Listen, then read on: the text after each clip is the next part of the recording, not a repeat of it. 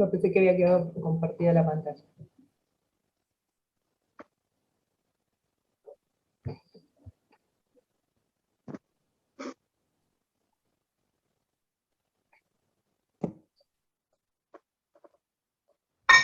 Bueno.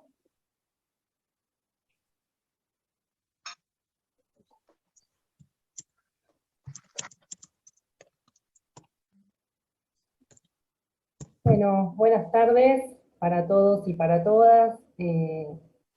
Bienvenidos y muchas gracias por participar nuevamente de este espacio que son estas conversaciones con el comité que organizamos desde el Hospital Argerich, desde nuestro comité de bioética. Si están todos de acuerdo, esperamos que sí, vamos a dar inicio a la grabación de este espacio. Recording in progress. Vamos. Bueno, y esta tarde estamos aquí reunidos para conversar junto a nuestras compañeras de comité. Hoy me toca estar aquí al mando un poco del espacio, que soy Débora Lema, trabajadora social del hospital y de este comité, junto al resto de mis compañeras que están aquí presentes. Y los invitamos en este momento para poder conversar y preguntarnos sobre los derechos al final de la vida. Que no es para nada un tema nuevo, sino que ha sido históricamente discutido, y que creemos que por el contexto en el que estamos, digamos, de la pandemia, quizás se facilitó que estos temas que son controvertidos se pongan nuevamente no solo sobre la mesa, sino también en agenda, ¿no? Sobre ciertos debates que tenemos pendientes y que nos merecemos. Así que bueno, para ayudarnos en esta reflexión sobre este tema tan interesante, hoy contamos con Ignacio Maglio. Él es abogado y bioeticista, es miembro de los comités de bioéticas del Hospital Muñiz y de la Fundación Huésped, y coordinador del Comité de Bioética del Sanatorio Pino Quieto. Así que le damos la bienvenida y te escuchamos, Nacho.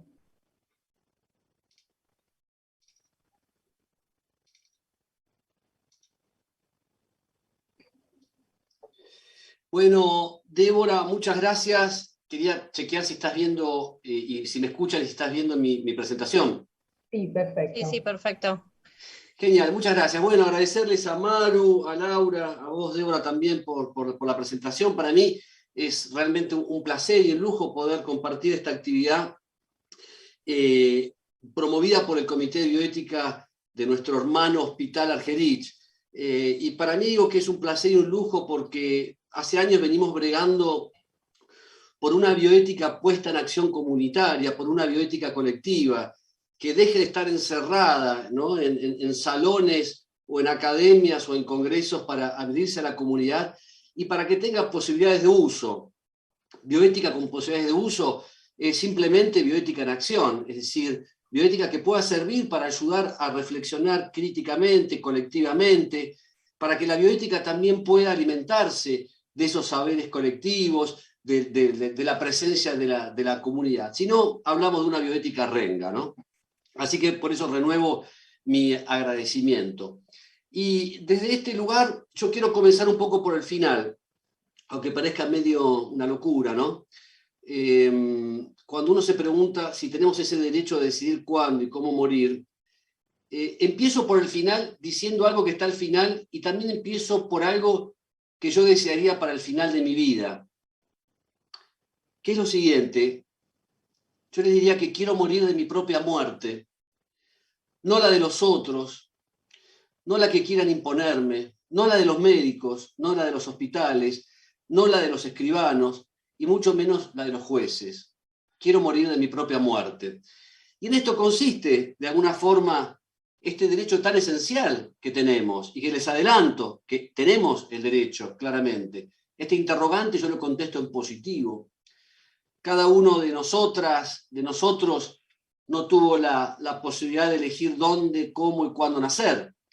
Pero no tengo ninguna duda que cada uno de nosotras y nosotros tenemos un derecho a decidir cuándo, cómo y dónde morir. Sobre todo, y también pensando, ¿no?, que aquel sueño tradicional, ¿no?, como decía Jonah Head, de la salud pública, de que todos tengamos una vida larga y saludable seguida de una muerte rápida, ¿no? Y este sueño está aún lejano. Inclusive muchas veces me pasa que yo lo charlo con amigos o con amigas y todos me dicen, mira, yo preferiría morirme rápido mientras duermo y ya está, y que pase rápido. Y yo la verdad que no, yo preferiría que la muerte no me tome desprevenido. Yo preferiría que en ese momento tenga la oportunidad para repensar mi vida, para darle sentido también a una vida vivida. Que la muerte sea una gran ocasión también. Quizás la muerte todos sabemos que no tiene explicación, pero sí puede tener un sentido. Y uno de los sentidos, digamos, trascendentales del morir y la muerte es darle justamente un sentido a lo vivido, ¿no? Pero no hablamos de esto. Por eso me parece que es inquietante esta propuesta del Argerich y de todas las compañeras y los compañeros del Comité de Bioética de abrir a la comunidad estos espacios, porque no lo hablamos dentro del hospital, pero tampoco lo hablamos afuera del hospital. A pesar de que somos la única especie que sabemos que vamos a morir. E inclusive sabemos que la mayoría de nosotros no va a morir rápido, como decíamos antes, mientras dormimos una siestita, sino que vamos a morir luego de ese proceso que se denomina cronicidad avanzada, de fragilidad, y en donde tampoco, sabiendo esto, tomamos decisiones anticipadas, ¿no?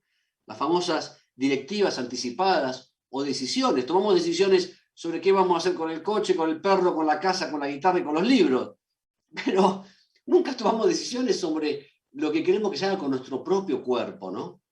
Sobre todo cuando es probable que no estemos en condiciones de tomar decisiones en ese momento. Por eso yo decía al comienzo que yo no quiero que nadie tome decisiones por mí, ¿no?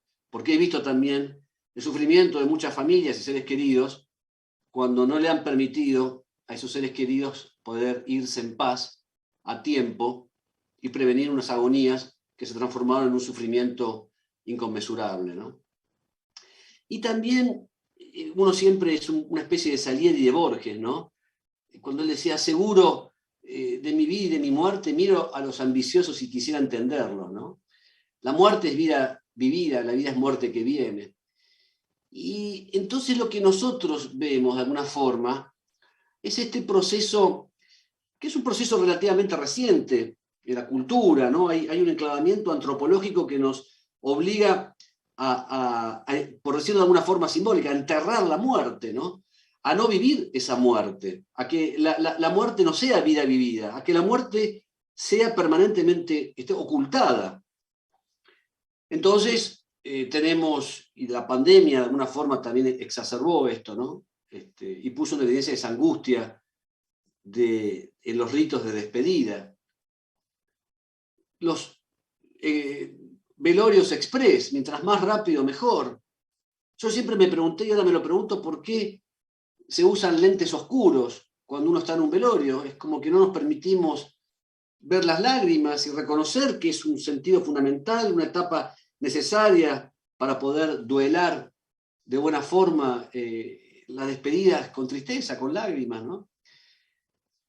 Hacer que el difunto o la difunta no parezcan muertos, ¿no? El famoso maquillaje cadavérico, ese embellecimiento tanatológico, ¿no? Donde vieron que a los cadáveres los afeitan, los ponen traje, los ponen lindos, para que no parezcan muertos, ¿no?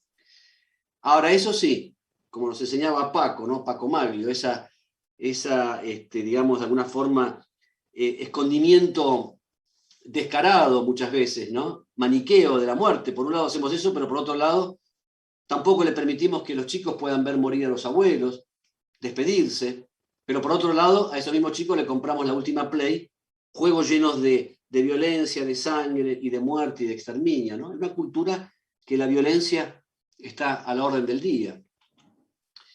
Y también uno tenía expectativas de que médicas y médicos jóvenes también pudiesen entender que la muerte no es un fracaso o una derrota para la medicina, sino que es una parte sustancial de la vida y que en la muerte hay mucho que hacer, no es que no hay nada más que hacer, ¿no? Y allí veíamos algunas encuestas que a mí me ilusionaron, donde médicos jóvenes, la mayoría de ellos, fíjense, 9 de cada 10, habían dicho que ellos optarían por no recibir reanimación al final de la vida. Pero lo lamentable cuando uno observa estos estudios es que, más allá de lo que ellos pensaban, con relación a los pacientes, hacían otra cosa distinta. No se permitían adecuar el esfuerzo terapéutico o permitir que esa gente muera con dignidad, ni mucho menos aún asistirlos para que mueran, ni eutanasia ni suicidio asistido. Y uno aquí claramente lo que ve son estrategias a las cuales todos sufrimos de deformación profesional. Entonces, profesionales, trabajadores de la salud, entrenados en el arte de curar, pensamos que la muerte es un fracaso. Abogados, entrenados en el litigio, no sabemos qué hacer con la paz. Por eso las mediaciones fracasan. Entonces, este es un fracaso claramente de las directivas anticipadas, donde seguimos viendo, lamentablemente, en aquellos países donde se hacen estadísticas, que la gente sigue muriendo en los hospitales, sometidos a tratamientos innecesarios, ineficaces, atención fragmentada, y en donde también vemos que este ocultamiento, esta prolongación innecesaria de la agonía, es un tema también de justicia en términos de equidad. Fíjense ustedes, el 40% de los ingresos, de los presupuestos, se gastan en los últimos 30 días de vida de las personas. Y esto claramente es inequidad absoluta, ¿no? Entonces, hablemos de derechos, ¿no? Tenemos derecho a decidir cuándo, cómo y cuándo morir. Sí, porque la ley de alguna forma lo establece. En nuestro país existe desde hace unos cuantos años esta ley, que es la Ley de Derechos de los Pacientes, que dice que todos nosotros de alguna forma tenemos que tener ese derecho a que se nos trate en forma digna, respetuosa, cualquiera sea el padecimiento, e inclusive en el propio Código Civil, que se modificó relativamente hace poco, en el año 2015, se prevé que en el caso de padecer una enfermedad irreversible, incurable o en estado terminal, cualquiera puede rechazar cualquier procedimiento médico, quirúrgico. Acá es muy importante porque se incluyó la hidratación y la alimentación también, y ahora les voy a explicar por qué. Cuando, desde acuerdo a nuestra propia perspectiva, en el ejercicio pleno de nuestra autonomía, consideramos que esos procedimientos son desproporcionados o extraordinarios. Y acá dos reflexiones importantes que a veces pasan desapercibidas. No es necesario padecer una enfermedad terminal o que nos quede poco de vida, porque fíjense que está la interjección o enfermedad irreversible, incurable o terminal. Es decir, que el rechazo a cualquier tratamiento médico se puede hacer en cualquier momento de padecimiento de una enfermedad. Esto en primer lugar. Y en segundo lugar, se incluyen la alimentación y la hidratación, porque esto ha sido y sigue siendo hoy motivo de discusión, porque para algunos, yo creo que en forma bien intencionada, pero equivocada, dicen que la alimentación y la hidratación son métodos ordinarios de conservación de la vida. Y nosotros hemos dado cuenta, y ustedes que tienen práctica hospitalaria, saben que no, que tanto la hidratación como la alimentación artificial son procedimientos médicos, y como cualquier procedimiento médico, tienen indicaciones y contraindicaciones.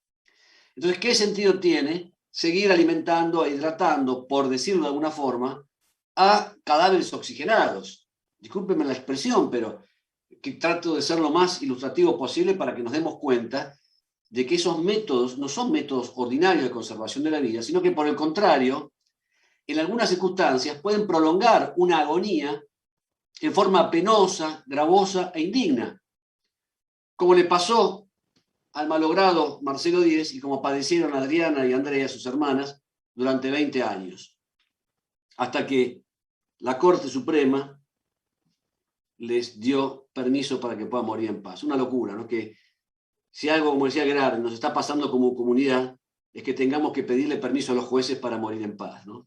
Pero bueno, así estamos.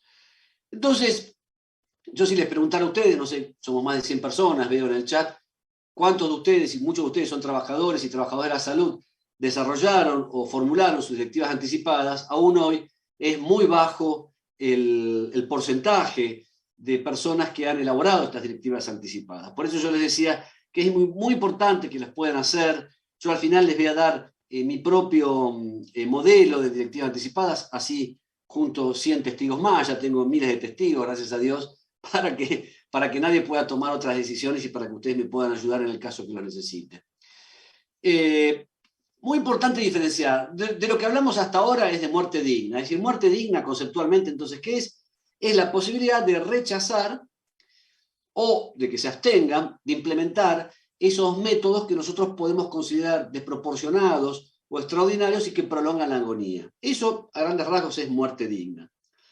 Distinto es el caso de la eutanasia. Eutanasia, por el contrario, es cuando se provoca la muerte de un paciente, también portador de una enfermedad mortal, o irreversible o incurable, a su requerimiento, en su propio beneficio, a través de la administración de un tóxico, un veneno o en general de un medicamento, de un cóctel lítico en dosis mortal. Esta es la definición que nos enseñaba Carlos Gerardi, que nosotros, por supuesto, de su gran maestro, seguimos a rajatabla. No es bueno que hablemos de eutanasia pasiva, indirecta. La eutanasia es esa sola. Esa es lo que nosotros llamamos eutanasia, a diferencia de lo que es muerte digna. Entonces, acá me salió medio un delirio shakespeariano. En verbos, una cosa es hacer, otra cosa es dejar y otra cosa es permitir morir, ¿no? Estas son, digamos, los tres supuestos, ¿sí? Hacer es eutanasia, dejar o permitir es lo que decíamos antes, como conceptualmente decíamos muerte digna o morir con dignidad. Pero también yo, deformado profesionalmente como abogado, juzgaba, me la pasaba juzgando pensando que teníamos la verdad de los hechos, de las realidades, que nuestra cosmovisión era totalizadora, ¿verdad? Hasta que aprendí, y la pandemia también fue una gran oportunidad de aprendizaje, que tenemos que comprender más y juzgar menos, ¿no? Y esto me parece que es clave. Pero también lo que yo he visto durante estos años es lo que se denomina medicina a la defensiva, promovida por el síndrome judicial. Muchas veces, por eso no lo juzgo, lo comprendo, trabajadores de la salud tienen miedo a llevar adelante prácticas que tienen que ver con el buen morir, justamente por ese síndrome judicial, ¿no? Y a mí me gustó mucho Beckett, ¿se acuerdan el autor, literato y el dramaturgo? Fíjense él que bien pintaba esta escena, ¿no? Y cuando no pueden ya digerir, les meten un tubo en el esófago o en el recto y les entonelan papilla vitaminizada. Se trata de no tener un homicidio sobre la espalda, ¿no? Ese fantasma del síndrome judicial, que tanto daño ha hecho a la salud colectiva y a prácticas que tienen que ver con ofrecer dignidad en el final de la vida. Cuando sabemos también, para despejar miedos, que en realidad lo único que nos separa de la muerte es el tiempo, ¿no? Como decía Hemingway. Y esto es algo que los jueces también deberían tener presente, igual que los trabajadores de la salud, al mismo tiempo que la muerte es, entre otras cosas, la misericordia del tiempo, ¿no?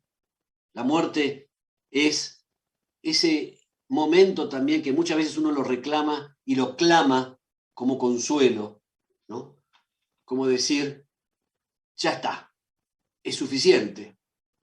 Ir más allá significa también es ir en contra de la dignidad, porque todos sabemos que no hay nada de digno en tratar de curar lo incurable. Y como decía Nietzsche también, ¿no? En determinado momento es indecente continuar viviendo, continuar vegetando cobardemente, dependiendo de médicos, aparatos, luego de que el significado de la vida, el derecho mismo a la vida se haya perdido, deberían producir un profundo desprecio en la sociedad. Y Nietzsche también decía maravillosamente, quiero morir orgullosamente cuando ya no sea posible vivir orgullosamente. Miren qué linda definición de dignidad en el final de vida. Yo si pregunto algo muy simple es, ¿dónde quieren morir? ¿Rodeado de aparatos o rodeado de afectos? La segunda opción siempre es la elegida. Aún así, la gente sigue muriendo en los hospitales. Luego de esos procesos de fragilidad, de sufrimiento innecesario. Veamos en la eutanasia para ir demoliendo mitos, ¿no? Fíjense ustedes que la mayoría de las solicitudes de eutanasia se dan por lo que se denomina síndrome SIMS o síndrome de anorexia, caquexia, en donde hay un porcentaje bajo quizás, donde hay un dolor no controlado y donde hay otras causas también que están asociados a lo que se denomina la pérdida del ser. Encuestas realizadas, por ejemplo, en Inglaterra, ustedes saben que Inglaterra tiene una famosa tradición, a partir de Cecil Sanders, de toda la cultura y la tradición de hospice.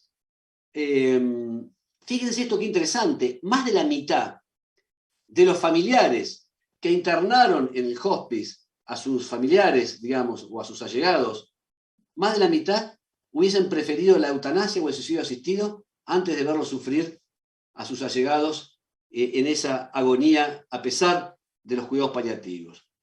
Porque hay que decir algo muy importante. Muchas veces se dice que la gente pide la eutanasia porque no tiene acceso a los cuidados paliativos. Y esto no es tan así. Los cuidados paliativos que todos promocionamos y que todos defendemos como un derecho humano no son un antídoto necesariamente contra la eutanasia. Es poner demasiada carga sobre las espaldas de todas las paliativistas y los paliativistas amigos que hacen semejante y tan proba tarea, ¿no? Entonces, cuando hablamos de esa pérdida del ser, cuando la gente pide la eutanasia o la asistencia al suicidio, allí lo que hay es un sufrimiento que claramente expresa la pérdida de la existencia como tal. Y la pérdida del ser significa la pérdida del ser en varias dimensiones. En una dimensión profesional, social y familiar. Y cuando ese sufrimiento se transforma también en una carga para la familia y los cuidadores. Se expresa también como una sensación de pérdida de la dignidad. Cuando yo perdí mi rol en mi familia, ya prácticamente no puedo participar, no tengo capacidad ni para dar ni para recibir afectos. Que en definitiva, a mi juicio, esa es la verdadera definición de persona, capacidad para dar y recibir afectos. Y en muchos casos, y esto no hay que juzgarlo, hay que entenderlo, esas solicitudes son expresión de un temor, de un grito de socorro, de alivio, y también, y esto creo que es un ejemplo de dignidad, es como la última forma de poder ejercer autonomía, como la última forma de proclamar o de pedir dignidad. Es como tener un as en la manga. Es la posibilidad que nuestra propia muerte se transforme en esa oportunidad de ejercer un control cierto sobre mi vida, cuando perdí el control sobre todas otras posibilidades existenciales y de comunicación en el medio. Por eso decíamos que los cuidados paliativos no son el antídoto contra la eutanasia, ya que pacientes, aún con un control óptimo de síntomas y un buen cuidado, prefieren tener un control sobre ese final de la vida. Y también acá porque yo creo que es muy importante también en el campo del derecho, de la filosofía, sabemos de la filosofía y de la bioética sobre los límites del discurso narrativo, de las palabras, lo simbólico.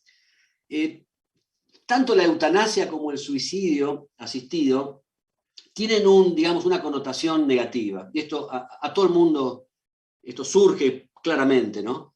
Hasta desde un nivel de percepción intuitivo. Suena mal, eutanasia, suicidio, y también, esa expresión adelantamiento de la muerte, ¿no? Suena también como la cosa del homicidio, eutanasia, suicidio, y también hay una suerte de prejuicio no solamente moral o religioso, sino también psicológico, ¿no? Como que el suicidio siempre es una noxa psicopatológica, a pesar de que sabemos que hay suicidios altruistas, suicidios de todo tipo, ¿no?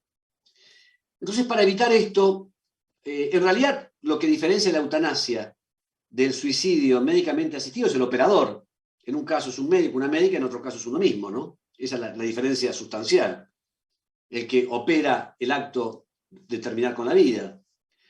Yo prefiero, así como en algún momento también la palabra aborto genera desde lo simbólico una carga negativa, y preferimos hablar de interrupción voluntaria del embarazo, yo promuevo, ahora que hay algunos proyectos de ley, como el proyecto de ley Alfonso, hablar de interrupción voluntaria de la vida, ¿no? Interrupción voluntaria de la vida creo que es un término que ayuda mucho más a poder comprender este sentido del derecho a morir.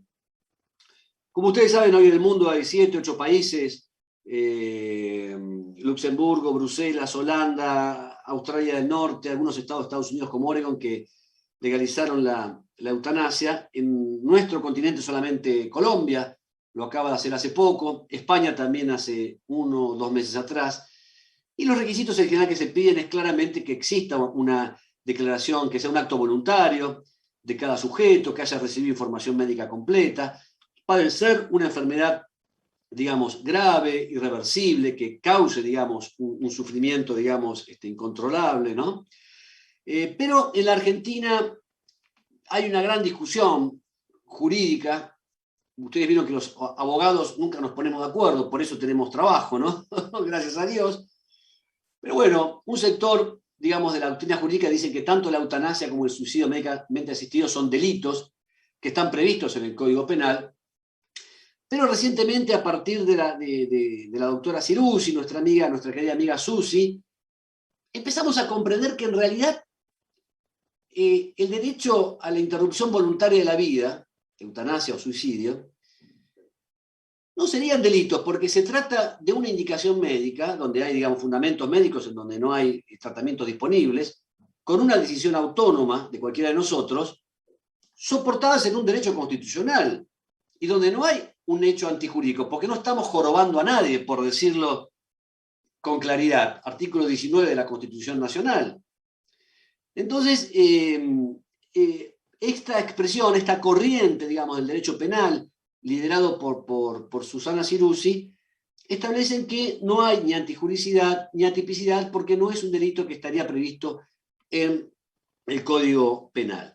De manera tal que uno lo que puede sostener es que, como plantea Susana, bueno, pero no es que llévate un revólver en la mesa de luz y pegate un tiro, como decía Escotado.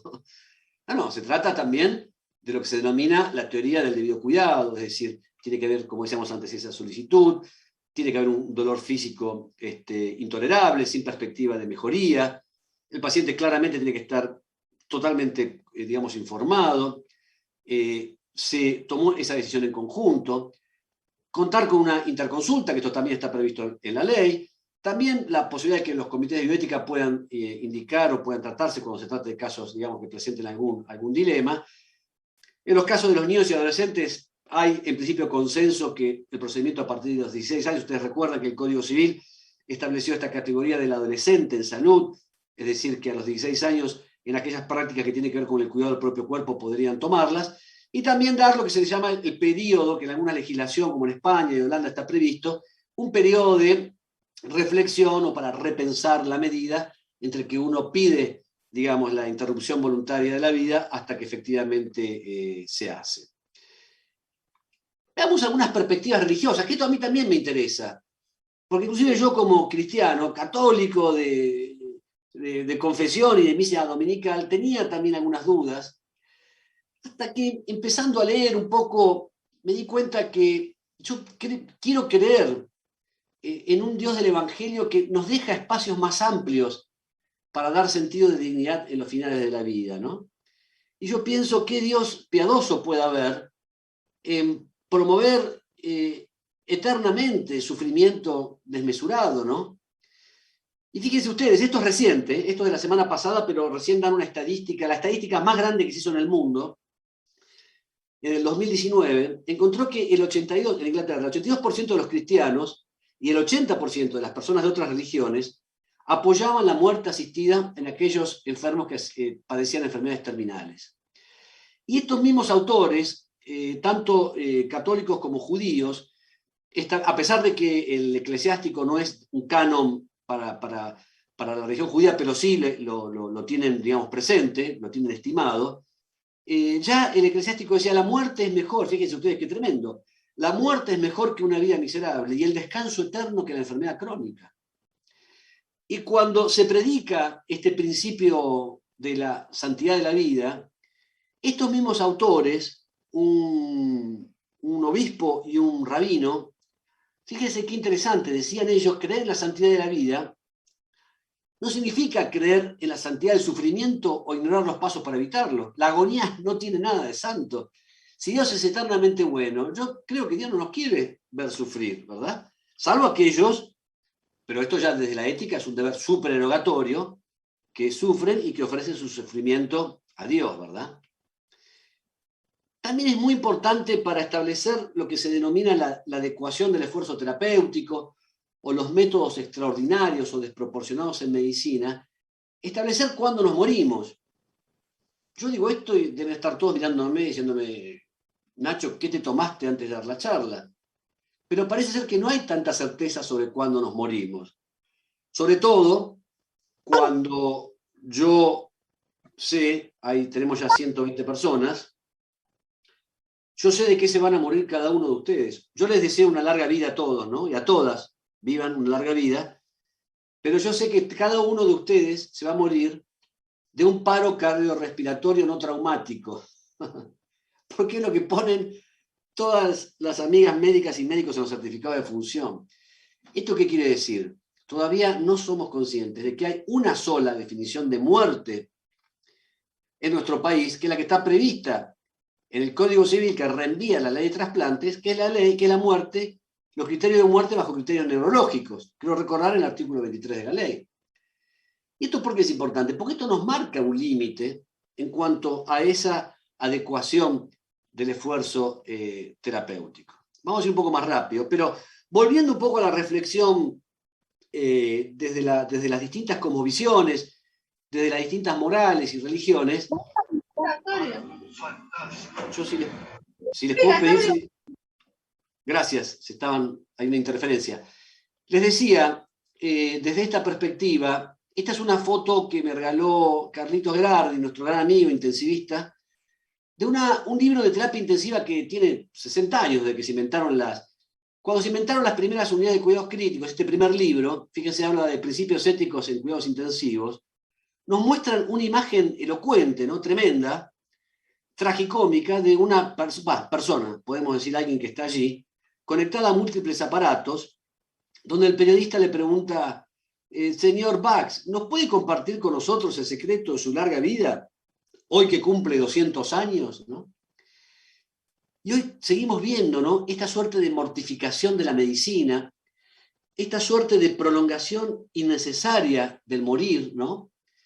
Vemos hoy los sistemas de transhumanismo, de hibridación, donde hasta ya tenemos implantes en el neocórtex de chips para que en algún punto puede ser ventajoso para algunas patologías, pero en otros se presenta esta idea de la inmortalidad, ¿no?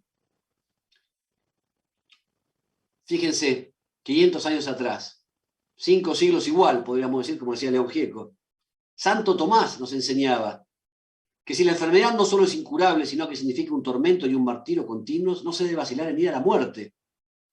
Los sacerdotes y autoridades deben otorgar el permiso a los familiares y médicos. Si esto no es interrupción voluntaria de la vida, ¿qué es? ¿No? Ya también la conferencia episcopal en Estados Unidos, esto me pareció también una lógica teológica incuestionable, ¿no? Ellos decían, Dios es quien determina el momento de la muerte. Por lo tanto, es tan ilícito intentar abreviarlo como abreviarlo, ¿no? Es decir, acá lo que se promueve es la muerte digna, quizás no tanto la interrupción voluntaria.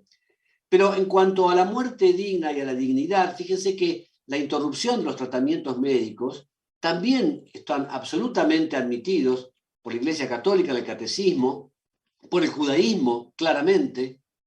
En aquel momento, el rabino nos enseñaba que el judaísmo está de acuerdo con que el encarnizamiento terapéutico, sostenido de cualquier forma, es un encarnizamiento, se está artificialmente yendo más allá. También nuestros hermanos evangelistas, la Iglesia Evangelista es clara cuando establece que debemos aceptar la muerte porque no somos eternos.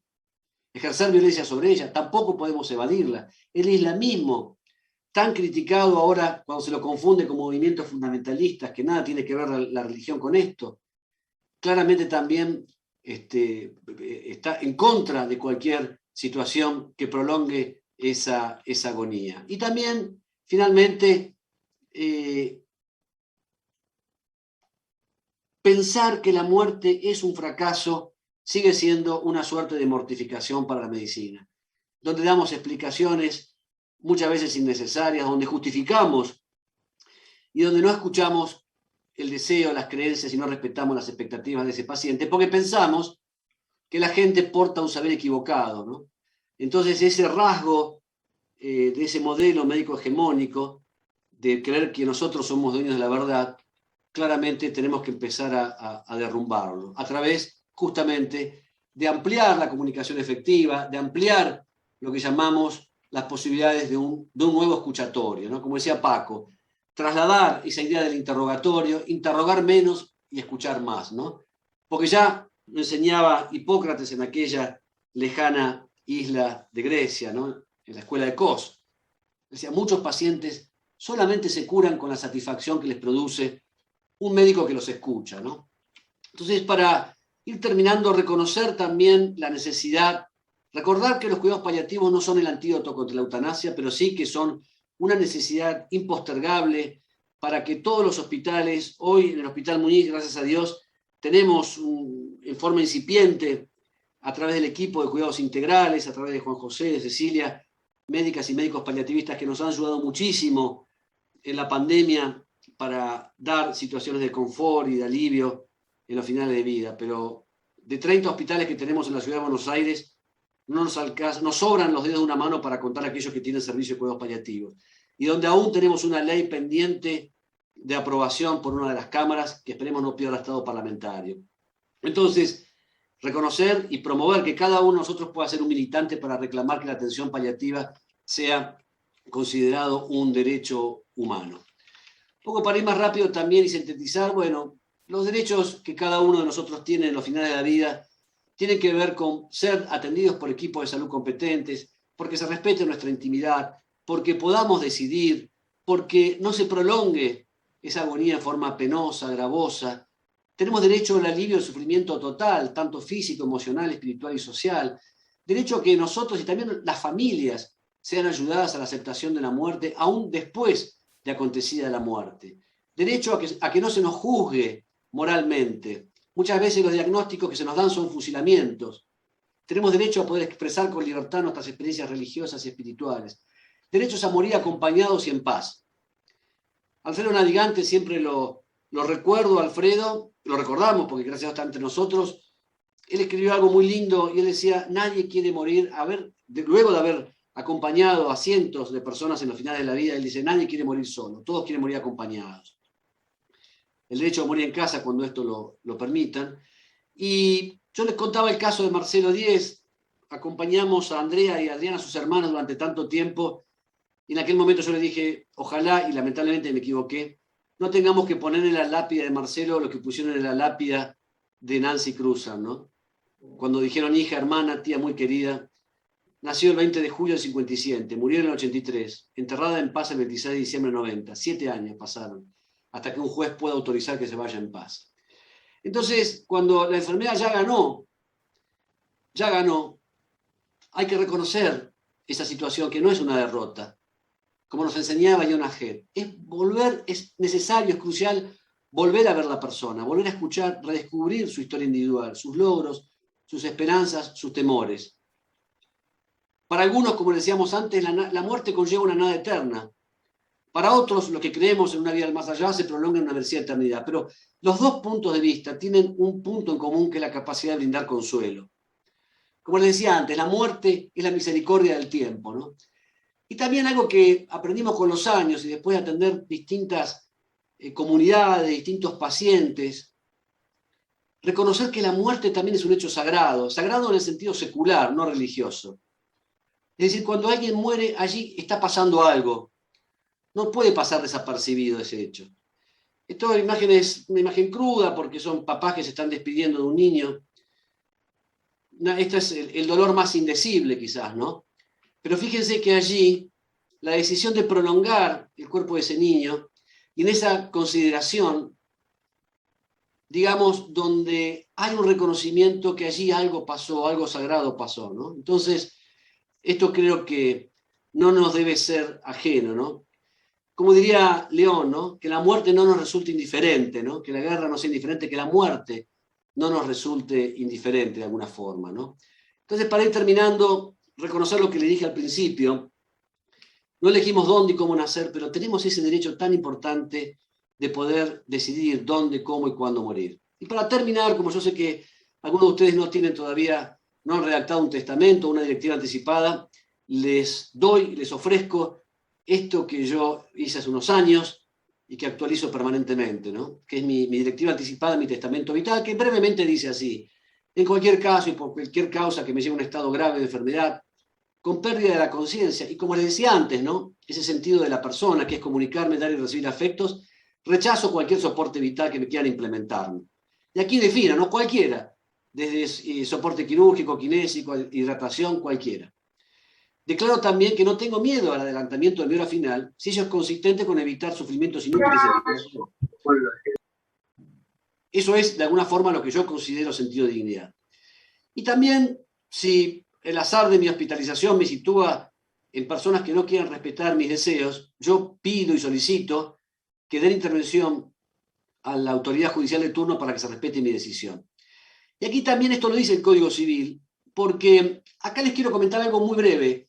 Los testamentos o las directivas tienen siempre un sentido negativo, es decir, de rechazo.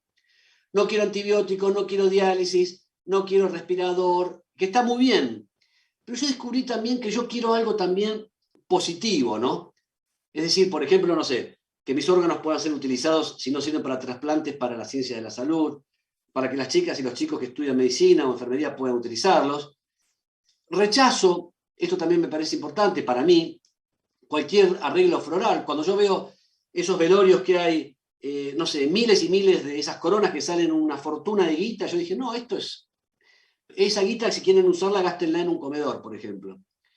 Y después, en cuanto a la parte propositiva, yo digo esto, quiero que me velen mis seres queridos en mi casa, no en un hospital rodeado de aparatos, disfrutando de los mejores vinos, nuestras mejores canciones y recordando nuestros mejores encuentros. Y como les decía al principio, termino con esto, quiero morir de mi propia muerte, no la de los otros, no la de los médicos, la de los escribanos, ni mucho menos lo de los jueces. Entonces, claramente lo que tenemos que evitar, queridas amigas, amigos, es esto, ¿no?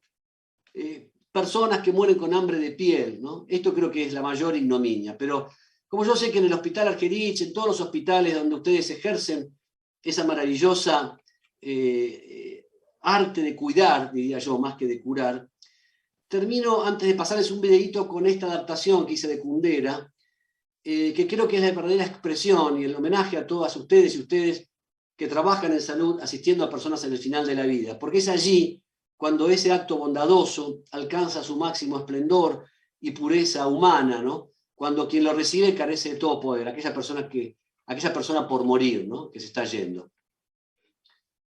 Entonces, un poco para terminar, si me dejan, prometo no aburrirlos más, quería compartir este pequeño video que también da cuenta de un poco lo que dijimos sobre esta forma de cómo ocultamos y cómo dejamos la muerte para otro momento, ¿no?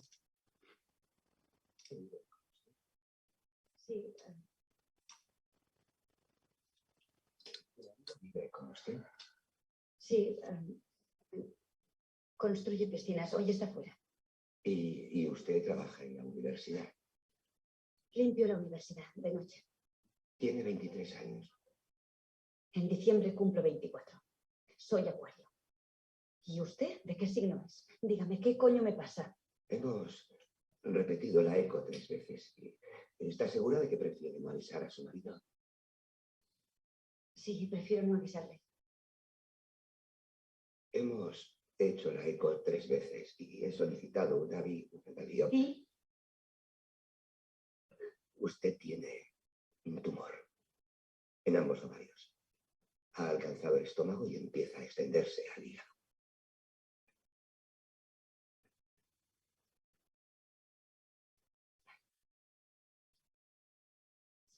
Va muy rápido, ¿no? Si usted tuviera 20 años más, el proceso tumoral sería mucho más lento e incluso podríamos operar, pero sus células son muy jóvenes, demasiado jóvenes, y me temo que no podemos hacer nada.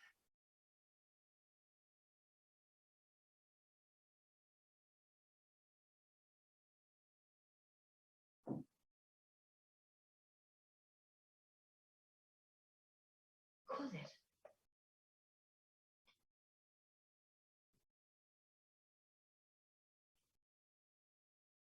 ¿Cuánto? 2 meses, tal vez 3.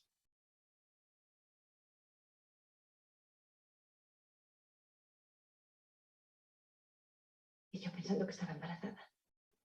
No. Me temo que no.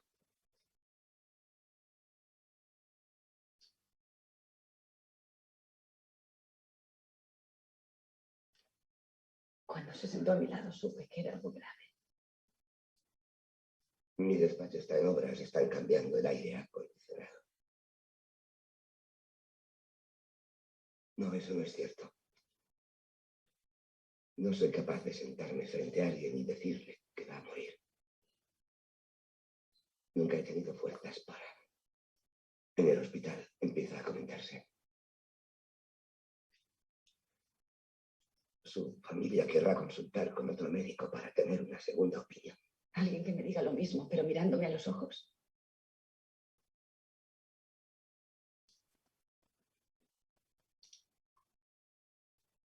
Bueno, no sé si se pudo apreciar y escuchar, pero les agradezco otra vez, Maru, Débora, Laura, la invitación y a disposición. Gracias. No, por favor, Nacho, muchas gracias a vos. La verdad que siempre, no solo escucharte, siempre uno tiene como la atención puesta en otras cosas y siempre es nuevo y nos seguís aclarando muchas cosas, un tema que nos interpela, no solo como profesionales, sino como personas. Algunas personas estaban diciendo que el video se escuchaba poquitito, igual esto está grabado y va a quedar en el canal de YouTube, así que cualquier cosa lo pueden volver a escuchar.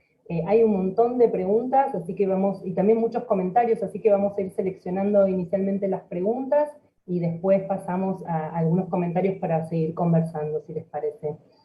Bueno, a ver, Maru, ¿empiezo, te parece? Dale. Bien. A ver. Si Bueno, querés, primero, a ver. no, la primera pregunta dice, Nacho, esto lo dijiste, pero por ahí no quedó claro. Dice, ¿en Estados Unidos es legal pedir el suicidio asistido o solo en algunos estados? Sí, solo en algunos estados. En Oregon, en Oregon tradicionalmente fue uno de los primeros estados donde se legalizó la eutanasia. Y un dato importante, así como pasó con el divorcio, ¿se acuerdan que cuando se discutió el divorcio, muchos se alarmaron y dijeron, uy, va a haber un montón de divorcios, toda la gente se va a querer divorciar? Esto no pasó.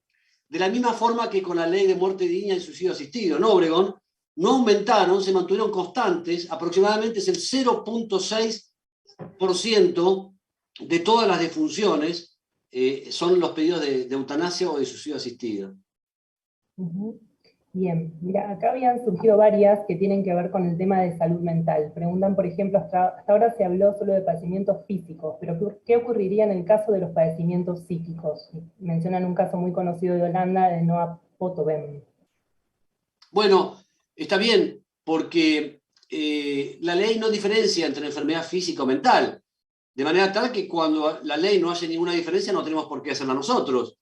Entonces tenemos que remitirnos al concepto de enfermedad, digamos, que es vinculado a la salud, que no es ausencia de enfermedad, sino que es cualquier afectación a ese completo estado de bienestar psíquico y social, con lo cual claramente el padecimiento mental, en algunos casos, puede ser también una especie de pérdida de ese ser, ¿no?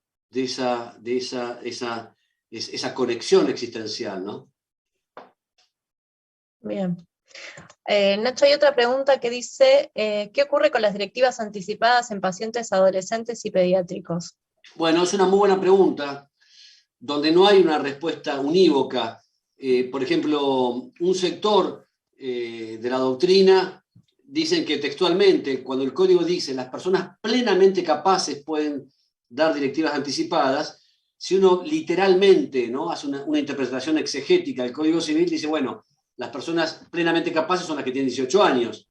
Sin embargo, yo creo que esto hay que, digamos, dimensionarlo por el artículo 26 también, que establece que a los 16 años cualquier persona puede tomar decisiones de salud vinculadas al cuidado del propio cuerpo.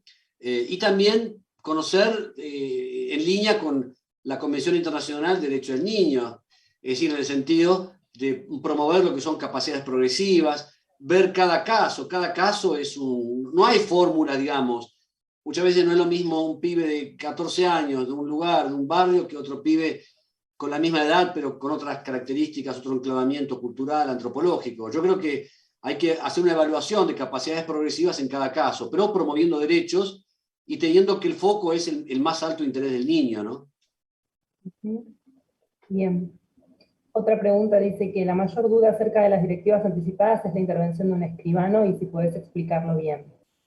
Bueno, esa es una muy buena pregunta, porque en esto también hay malentendidos que están justificados por una mala praxis legal, porque el decreto reglamentario de la ley 26.529, que es la ley de derechos de los pacientes, que incorporó las directivas anticipadas, establece la necesidad de un escribano. Y claramente la persona que redactó esto es una persona o que estaba perturbada o que en su vida pisó un hospital, porque a ver, yo no, en el hospital no puedo pedirle que paguen un escribano para que uno pueda formular una directiva anticipada.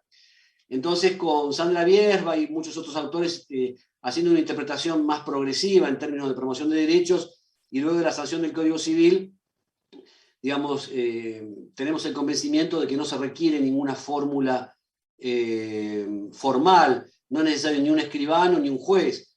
Nosotros, como la directiva que yo les leí al final, digamos, pensamos que solamente uno o dos testigos en un papel simple firmado, ¿no? Con algunos temas prácticos, digamos. Yo elegí a testigos que son un poco más jóvenes y más saludables que yo, pensando que puedan supervivirme, ¿no?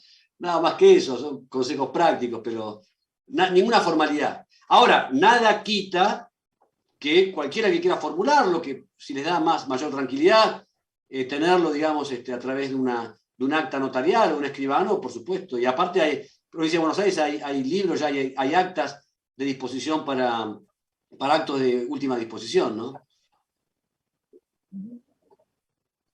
Bien, acá hay un comentario, Nacho, que se repite y que por ahí estaría bueno para aclararlo, que dice: los países que han legislado para permitir el suicidio asistido o muerte digna se han encontrado decisiones tomadas por familiares ante la incapacidad del sujeto.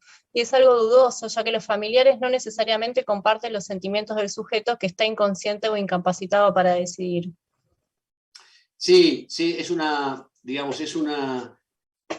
muy buena pregunta porque, digamos, esto la contracara, o lo que esto podría producir es lo que muchos denominamos con la mistanasia, ¿no? Que la mistanasia es esa muerte infeliz producida por abandono social y desatención médica, ¿no? Ese es un extremo claramente no querido, pero ya te digo, la experiencia donde está documentado Holanda, por ejemplo, y en Oregon, donde hay estudios hechos recientes, han demostrado que no han proliferado situaciones, digamos, de abandono o donde las familias, digamos, porque los mecanismos, cuando está reglamentado, son, como dijimos ahora, como vimos, por ejemplo, el de Holanda o el de Colombia o el de España, que se acaba de realizar hace 2 meses, son muy, digamos, contundentes en cuanto a tener certeza de la situación, digamos, y las preferencias de ese paciente. Acá yo había habido en un chat que decía que en el caso de Marcelo Díez nunca él había tomado una decisión sobre el retiro de soporte vital y que los que hicieron fueron las hermanas. Yo quiero decirle a esta persona que consulta que no es así, que en el juicio justamente, tanto Andrea como Adriana testificaron que hace muchos años, cuando Marcelo era joven, estaban leyendo una revista de Reader Digest, no me acuerdo el nombre ahora, que era muy popular en aquel momento, donde contaban la historia de Karen Quinlan, ¿se acuerdan? Aquella infortunada adolescente americana que luego de tomar alcohol con pastillas está en una situación de estado vegetativo. Y Marcelo, en ese momento, con 14 años, leyendo esa noticia, les dijo a las hermanas: si algún día a mí me llega a pasar algo de esto, por favor, no me dejen vivir en estas circunstancias. Y esa fue una de las razones por la cual la Corte hizo lugar al reclamo de las hermanas, ¿no?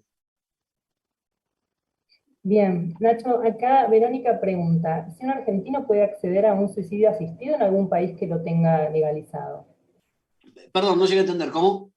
Si un argentino, una persona de acá, puede acceder a un suicidio asistido en algún país en donde esté legalizado. Sí, desde ya, sí. Es más, el problema que esto ha generado es un turismo tanatológico o un turismo eutanásico. Ustedes saben que hay ya muchas personas que tienen, pero para esto, claro, es una muerte VIP, digamos, ¿no? Es un suicidio VIP, porque uno tendría que tener las herramientas y los elementos, la plata y los recursos necesarios para poder hacerlo, ¿no? Y en relación a eso también preguntan que qué opinás sobre el suicidio asistido en caso de síndrome depresivo. Bueno, a ver, esto es un poco lo que decíamos antes. El tema del suicidio, detrás del suicidio está el estigma del enfermo mental, ¿no? Del padecimiento mental, de la discriminación. Si hay quizás un padecimiento que tiene una doble carga de estigma en nuestro país y en el mundo es el padecimiento mental, con lo cual eso yo ya lo dije, pero en aquellos casos en donde ese padecimiento, digamos, es refractario a cualquier digamos, situación o cualquier alternativa terapéutica, si ese sufrimiento es incompatible con cualquier sentido de dignidad que esa persona le da a sí misma, y yo creo que es un motivo más que suficiente. Yo también con los años aprendí a respetar mucho la autonomía, ¿viste? Es decir, a juzgar menos, a despojarnos un poco de ese paternalismo que nos deformó y nos sigue deformando nuestro trabajo asistencial, ¿no? Creo que estamos con las preguntas, Debbie, ¿no? Sí, Perdón, si puedo. Sí. Obvio. Sí, yo sí puedo, tengo una pregunta para Nacho, espero que se escuche bien porque estoy con muy mala conexión. Nacho, la parte, bueno, no, nos vamos hace mucho, pero digo, la parte que a mí me interesa, sobre todo por lo que vos comentabas antes, es qué es lo que se puede hacer como también para hablar con la comunidad médica acerca de esto, y que no sientan, como vos decías al comienzo, que quizás acompañar a alguien en los últimos momentos de su vida es un fracaso a su deber de curar, de sanar, de mantener la vida a toda costa. ¿Qué se te ocurre a vos? Bueno, lo que se me ocurre es que hay que detonar los programas, las currículas de medicina y detonar el sistema de residencias médicas, que son dos sistemas que tienen aproximadamente 70 años y que lo único que hacen es seguir deformando. Pero discúlpenme que sea tan... Yo digo que no me gusta juzgar, pero de alguna forma estoy jugando. Digamos, en el sentido de cuando uno ve la currícula y dice, no, pero aprenden bioética, aprenden ética, pero yo creo que ese aprendizaje de esa bioética es una bioética más de barniz. Es decir, una ética que se usa nada más que para limpiar conciencias, sin frotarlas, por decirlo de alguna forma, ¿no? Donde no hay un sentido crítico en el ejercicio, un ejercicio crítico y hasta te diría político en el ejercicio de la profesión, ¿no? Porque quizás ética es saber ejercer el poder, ¿no? que detentan las distintas profesiones. Entonces eso creo que es clave. Yo le preguntaba a mi viejo, que se murió en 2017, y que fue un gran humanista. Yo dije, papá, ¿en qué momento de la carrera te enseñaron a escuchar y a hablar? En ninguno. Le pregunto a Juan, a mi hijo que está haciendo la residencia de primer año, Juan, ¿en qué momento en bioética te enseñaron habilidades de escucha activa o de comunicación efectiva? Nunca. Entonces yo creo que esa es una gran asignatura pendiente. Ahí la veo a Analia Occhiusi, gran compañera mía, bioeticista de lujo, que está tapada, pero la vemos igual, directora del Comité de Bioética de la SATI, que tanto ha hecho durante la pandemia. Ella pregunta a quienes plantean el suicidio como acto de última libertad. Bueno, sí, eso lo dijimos, quizás me escuchaste esa parte, cuando hablábamos de la pérdida del ser y los requisitos de eutanasia, muchos planteaban que tanto la eutanasia como cualquier forma de interrupción voluntaria de la vida es como tener el as en la manga, ¿no? Es ese último sentido de poder ejercer ese acto, ¿no? Ese último sentido de dignidad, ¿no? Bien. Alguien también hace una pregunta que es interesante, porque dice, en mi hospital, y también respondiendo que había varias de salud mental, esta sería la contrapartida. Dice, en mi hospital hay un paciente que según salud mental está en su capacidad para decidir, entiendo que dice decidir, y dice que se quiere morir y no aguanta más, rechaza cirugías o tratamientos. ¿Qué podemos hacer nosotros, los médicos tratantes? Bueno, lo primero que hay que hacer es no llamar al psiquiatra pensando que la gente está loca, ¿no? A mí me pasa esto, después de 30 años en el hospital, cuando alguien, y me pasó cuando en los primeros casos de VIH-Sida, te digo 85, 84, cuando era una enfermedad fatalmente fatal, la gente se moría en el hospital, y morir en el hospital era una cosa absolutamente espantosa. No es el mejor lugar para morir en un hospital. Entonces, cuando en aquel momento, cuando la gente decía, mire, yo no me quiero curar, no quiero tomar nada, quiero irme a casa, cuando la gente no se quiere curar, lo primero que se hace se llama al psiquiatra porque dice, este tipo está loco. Porque aquí se parte de un presupuesto fáctico, de una plataforma fáctica y real, que constituyó formas de hacer medicina y formas de hacer derecho, que es pensar que existe un deber social de curarse. Y esto es verso. Nadie está obligado a curarse. El único límite que nos pueden poner para obligarnos a curarnos es cuando jorobamos a otras personas. Se da claramente en el caso de enfermedades infectocontagiosas frente al renuente que no se somete al digamos, al tratamiento. El caso emblemático quizás es una tuberculosis activa, bacilífero, con una cepa multiresistente, pero en el resto de los casos, si yo no me quiero curar y me quiero morir, es tu vida, ¿me explico? Pero está muy, muy arraigado en el pensamiento normativo y en el pensamiento sanitario esto. Nacho, yo tengo una pregunta en realidad. En Argentina, ¿qué tan lejos estamos de la ley para legalizar la eutanasia, Bueno, digamos? ¿Cómo lo ves? Está el proyecto de ley Alfonso, que está promovido por mucha gente de Córdoba. Por aquí vemos, gracias a Dios, que está el colectivo de eutanasia y muerte digna y derechos no finales de vida. Me gustaría también que alguna de las amigas o los compañeros de la red puedan decir algo.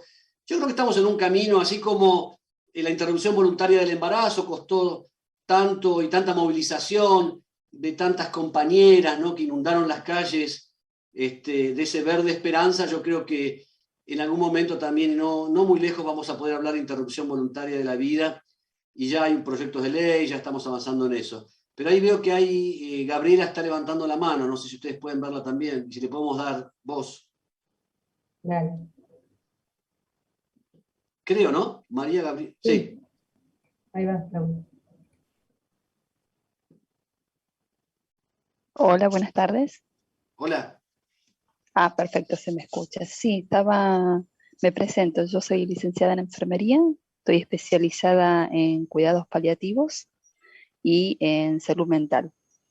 Realmente me llamaba mucho la atención lo que mencionaban recién con respecto a esto de que se toma casi como una obligación, más como un derecho del paciente a recibir un tratamiento, que casi en ciertas circunstancias algo como que se busca imponerle, lo que mencionaba el doctor recién. También como le tienen mucho este cuco de lo que mencionan de lo legal, o desde lo legal, que se busca la asistencia de un psiquiatra.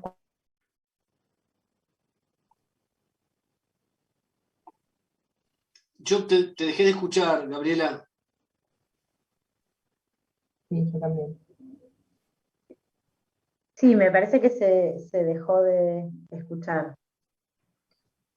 De última, Gabriela, si querés, lo que podés hacer es dejar la pregunta en el chat y alguna de nuestras compañeras del comité la puede tomar, porque no te escuchamos.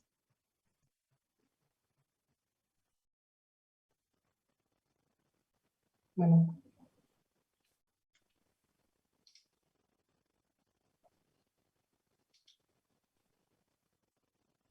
Pues había alguien que también hacía un comentario respecto a lo que habías hablado al principio, de esto de poder aplicar la bioética, ¿no? Y que sea bioética en acción, y dice que es una contradicción en cierto sentido, porque en salud se habla recién de bioética, en las situaciones extremas, cuando debería estar presente en todos y cada uno de nuestros pasos, como personas que estamos al cuidado de la salud de otros y otras. Sí, coincido plenamente. Uh-huh. ¿Puedo agregar algo que me parece como interesante, y sobre todo conociendo también los objetivos de nuestro comité y todo? Me parece que este es un tema que no solamente, y sé que Nacho no está de acuerdo, atañe tiene que ver con la comunidad profesional en salud, sino que verdaderamente tendría que ser un tema que se empezara a trabajar a nivel sociedad, pero también a diferentes niveles educativos y dentro de las familias, de los grupos de amigues, porque me resuena mucho lo que decía Nacho al comienzo de su charla, de básicamente todos vamos a morir, y puede parecer una verdad de perogrullo, pero verdaderamente es, creo que, una de las pocas certezas que tenemos como seres humanos en esta vida, y que es parte de también lo que queríamos hacer con el comité, abriendo este debate, y por eso, Nacho, te súper agradecemos, de responder sobre todo un montón de preguntas que tienen que ver con cuestiones más legales, operativas, de historia, de como las decisiones al final de la vida en nuestro país. Y bueno, vamos a dejar, para quienes se conectaron más tarde también, grabada la charla para que la puedan ver, la vamos a publicar en unos días en nuestro canal. Pero sí me parece que una cosa interesante es, como señalaba Nacho, el ver las experiencias de otros países que están documentadas, porque la casuística, el decir yo conozco un caso en el que, muchas veces lleva como para un lado o para el otro de la discusión. Me pongo a favor o estoy en contra porque conozco un caso que la realidad es que las experiencias documentadas de otros países en los cuales decisiones al final de la vida están reguladas desde hace mucho tiempo, muestran que con los mecanismos adecuados de protección no se producen las violaciones que a veces se advierte que se puede suceder. Con todo este miedo, ¿no? Como relacionado con el quitar la vida a personas dependientes o que quizás no pueden manifestar su voluntad. Y eso como me parecía también destacable de lo que mencionaba Nacho en relación con la necesidad de empezar a pensar en estas cuestiones. Además son cuestiones que van a estar cada vez más presentes en nuestras sociedades envejecidas. Sí, sí, totalmente, Laura, claramente. Creo que es un tema que tiene que ver con todos, ¿no? Con lo comunitario, con la vida de cada uno de nosotros. Y también lo que uno ha visto acá es esta excesiva medicalización, ¿no? Los procesos de medicalización de la muerte y del morir han sido, digamos, han terminado mortificando la propia medicina, porque han puesto en manos un tema biológico, que es la muerte, se transformó en un problema médico. Entonces creo que este es otro de los grandes temas, como bien vos decís, Laura, es decir, hay una apropiación medicalizada de la muerte, igual que en los inicios de la vida, ¿no? Es decir, se han medicalizado tanto que van desde episiotomía hasta cesáreas y transforman a una persona gestante en una persona enferma, ¿no? Lo cual a todas luces es un delirio, ¿no? Y eso también, en términos de derechos, te marca un sistema de derechos distinto, ¿no? Y porque también hay una dualidad en términos de poder, donde en definitiva quien decide cómo, cuándo y qué morir es el estado terapéutico, y no tu propia expectativa o tu propio sentido de dignidad. Sí. Agregando un poco a un comentario que trae Mabel, que es colega trabajadora social, ella dice que es imperante que los equipos de cuidados paliativos orienten y asesoren a las familias sobre aspectos de la agonía y fin de vida cuando el paciente decide morir en casa. Y yo pienso que absolutamente, pero también es un poco esto de la especialidad al final de la vida, ¿no? Como si fuera exclusivamente una responsabilidad de los cuidados paliativos, y tampoco lo es, porque si no después también está esta mochila que sentimos cuando se habla de eutanasia, los que nos dedicamos a los cuidados paliativos. Creo que justamente tiene que pasar por el poder socializar estas cosas a todo el equipo de salud, ¿no? A todos los trabajadores de salud, porque esto es, o sea, la muerte y el final de la vida es algo que atraviesa las instituciones de salud desde que están creadas. No solamente desde que surgen o hay un equipo de cuidados paliativos o no. Esto como opinión. Sí, totalmente. Aparte es un hecho relativamente reciente, novedoso. Yo te digo, cuando yo era chico, en el antidiluviano, no tanto, la gente moría en casa y los rituales de despedida, no había casas fúnebres. En la misma cama donde se moría, se velaba, se invitaba al barrio, se invitaba a la gente, se tomaba una copa. Nunca faltaba el borrachín que iba a todos los velorios para tomarse una copa. Muchos recordarán los que, digamos, cuando eran ritos de despedida, donde no, el aparato, el orden médico era inexistente, digamos, ¿no? Alguien pregunta también algo interesante que dice, ¿en qué medida se da la eutanasia en la clandestinidad en Argentina? Bueno, ese es un buen punto, ¿no? Porque es como la tortuga de jardín. Todos sabemos que está, pero nadie sabe dónde está, ¿no? Así fue la muerte del malogrado Ramón Sampedro, ¿se acuerdan ustedes? Que también lo corporizó Javier Bardem en Mar Adentro. El tipo, cuando, frente al temor de todos, cuando se hizo público su pedido, cuando la Corte de Estrasburgo rechazó su pedido, él le dijo a los jueces, miren, la vida no es una obligación, la vida es un derecho. Y terminó tomando cloruro de potasio y veneno para ratas. Yo tengo la grabación original, tardó 40 minutos en morirse, fue una muerte espantosa, ahogándose, digamos, digamos, una situación totalmente oprobiosa, ¿no? Yo creo que una buena manera de empezar a pensar en el cambio es esto, ¿no? De, como decías vos, Nacho, hablar de la muerte como algo natural que nos va a ocurrir a todos y que es una certeza, y nosotros como trabajadores de salud y la comunidad que está presente también, que no sabemos ni cuándo ni cómo, y esto de plantearnos de de qué es la vida para nosotros, qué es la muerte para nosotros, es como el primer paso para poder pensar todas estas cosas. Incluso, incluso esto de las directivas anticipadas, de decir, tenemos esta opción de poder elegir nosotros, ¿no? Sí, sí, desde ya. Pero yo creo que no hay que juzgar, digamos, hay, como decía antes, ¿no? Hacer el esfuerzo, y creo que también este es un compromiso ético, ¿no? Comprender más y juzgar menos, porque al comprender más te brinda espacios más amplios para intervenir. Me hacía reír cuando, ¿se acuerdan? Woody Allen decía, yo no le tengo miedo a la muerte, pero no me gustaría estar allí cuando ello suceda, ¿no? Entonces yo creo que él reflejó con mucho humor esta sensación colectiva, ¿no? De que morir es una mala costumbre, como decía Borges, ¿no? También, ¿no? Nacho, para hacerte la última, a ver, acá tengo un tema no termino de entender, capaz vos sí. Dice, en el caso del COVID, ¿aplica lo de querer o no querer fregar al otro? Derecho personal versus social, con aplicación o no de cierto tratamiento. No sé Sí, si sí, fregar. claramente. Bueno, por eso hay un montón de demandas, inclusive contra el presidente de la Nación también, que no han cumplido el aislamiento, porque el COVID justamente es un ejemplo donde la libertad individual, la autonomía cede frente a las posibilidades de propagar. Propagar va más allá de contagio. Contagio es una persona a otra. Propagación, como establece el Código Penal, el artículo 202 y otros, la propagación de una enfermedad de efecto contagiosa es un delito y claramente ahí, digamos, el COVID fue un gran ejemplo. Bien. Bueno, si no hay más preguntas, Muy bien. te agradecemos muchísimo de vuelta, Nacho, por ser parte de este segundo encuentro de conversaciones con el comité y bueno, por tratar un tema que siempre es tan complejo y que tiene tantas vertientes. Así que bueno, agradecidas de que nos ayudes a reflexionar, invitarte a los próximos y a todo el resto de los participantes y las participantes que están hoy. Seguramente en estos días les haremos llegar el flyer con la nueva actividad y conversación que tendremos el mes próximo. Bueno, muchas gracias a todos y a todas. Muchas gracias. Chau, chau. Muchas gracias. Muchas gracias a todos. Gracias, Nacho. A ustedes.